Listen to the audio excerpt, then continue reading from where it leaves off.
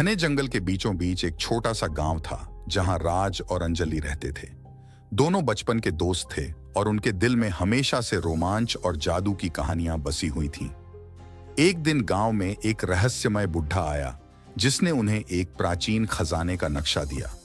उसने उन्हें बताया कि यह खजाना जादुई शक्तियों से भरा हुआ है और केवल सच्चे साहसी ही इसे पा सकते हैं। राज और अंजलि ने बिना देर किए अपना सफर शुरू कर दिया। उनका पहला पड़ाव था एक डरावनी गुफा जो अपने खतरनाक रास्तों के लिए मशहूर थी। जैसे ही वे गुफा में प्रवेश किए, अचानक से पत्थरों का तूफान शुरू हो गया। दोनों ने बड़ी मुश्किल से खुद को बचाया और आगे बढ़े। गुफा के पार एक चमकीला जंगल था जो जादुई प्राणियों से भरा हुआ था। वहां उन्होंने एक बुद्धिमान उल्लू से मुलाकात की जिसने उन्हें बताया कि खजाने तक पहुंचने के लिए उन्हें जादूगर क्रूरन से सामना करना होगा।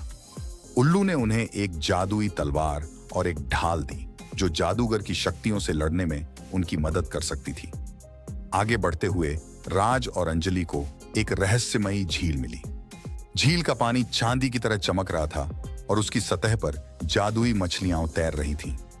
अचानक झील के बीचों बीच से एक जल परी निकली और उसने कहा, अगर तुम इस झील को पार करना चाहते हो तो तुम्हें मेरी 3 पहेलियों का सही जवाब देना होगा। ऐसा क्या है जो कभी नहीं टूटता? आशा। सही उत्तर। ऐसी कौन सी चीज है जो जितनी अधिक होती है उतनी ही कम दिखाई देती है? अंधेरा। ऐसा क्या है जो आपके पास जितना अधिक होता है आप उतना ही कम जानते हैं? ज्ञान। सही उत्तर। तुम दोनों बहुत बुद्धिमान हो।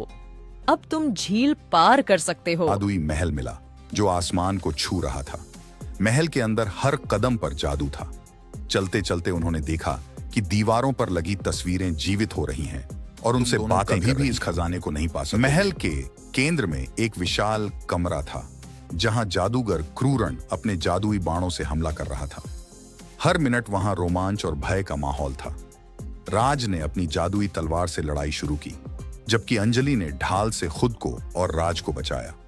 जादूगर ने एक बड़ी जादुई आग बुलाई लेकिन अंजलि ने ढाल से उसे मोड़ दिया और आग क्रूरन की ओर लौट गई। इस बीच राज ने अपनी तलवार से जादूगर के बाणों को काटते हुए उसकी ओर बढ़ा और आखिरकार उसे हराकर खजाने को हासिल किया।